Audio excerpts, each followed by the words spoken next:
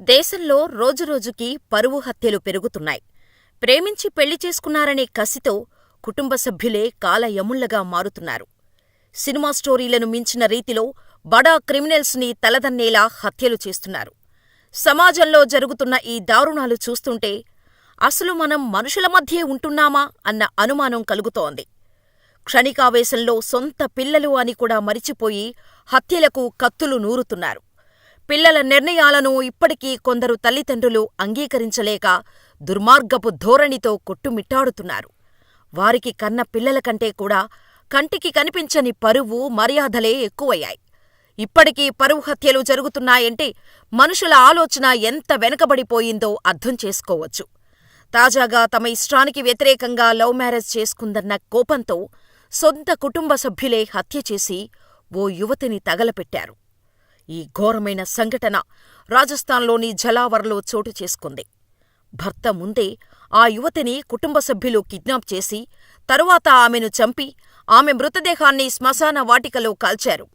అసలు ఏం జరిగిందంటే 24 ఏళ్ల యువతి రవిభీల్ అనే వ్యక్తిని ప్రేమించింది. వీరిద్దరివీ వేరువేరు కులాలు.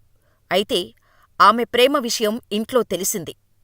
ఆ అబ్బాయినే పెళ్లి చేసుకుంటా అని కుటుంబ సభ్యులతో గొడవపడింది. వారిని ఎదిరించినా వారు ఒప్పుకోలేదు.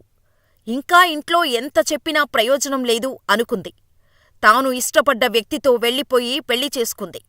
అయితే కుటుంబ సభ్యులకు ఈ పెళ్లి ఇష్టం లేకపోవటంతో వారికి దూరంగా వెళ్ళిపోయారు. అయినప్పటికీ తల్లిదండ్రులకు అమ్మాయి మీద కోపం తగ్గలేదు. తమ పరువు తీసిందన్న కోపంతో ఆమెను చంపేయాలనుకున్నారు. అవకాశం కోసం ఎదురుచూస్తూ వచ్చారు. ఓ రోజు ఆమె మధ్యప్రదేశ్లోని ఓ గ్రామంలోని బ్యాంకుకు వస్తుందని తెలుసుకున్నారు. అక్కడే ఆమెను కిడ్నాప్ చేసేందుకు ప్లాన్ చేశారు.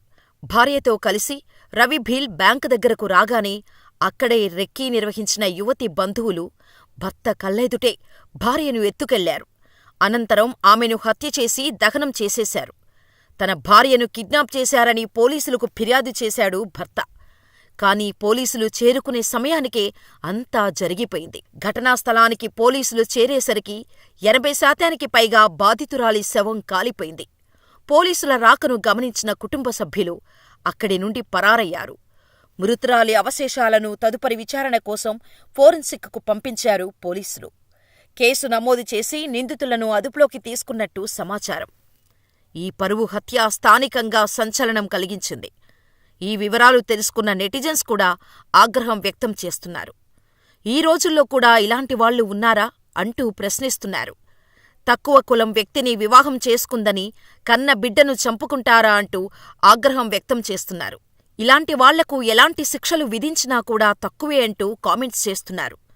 వారికి కఠినమైన శిక్షలు విధించాలంటూ డిమాండ్ చేస్తున్నారు.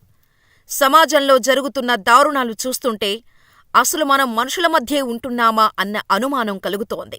క్షణికావేశంలో అడ్డొచ్చినవారు కూతురు, కొడుకు ఎవరైనా వదలడం లేదు. పరువు కోసం హత్యలు చేస్తున్నారు.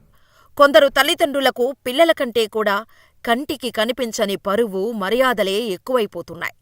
ఇప్పటికీ పరువు హత్యలు జరుగుతున్నాయంటే మనుషుల ఆలోచన ఎంత వెనకబడిపోయిందో అర్థం చేసుకోవచ్చు.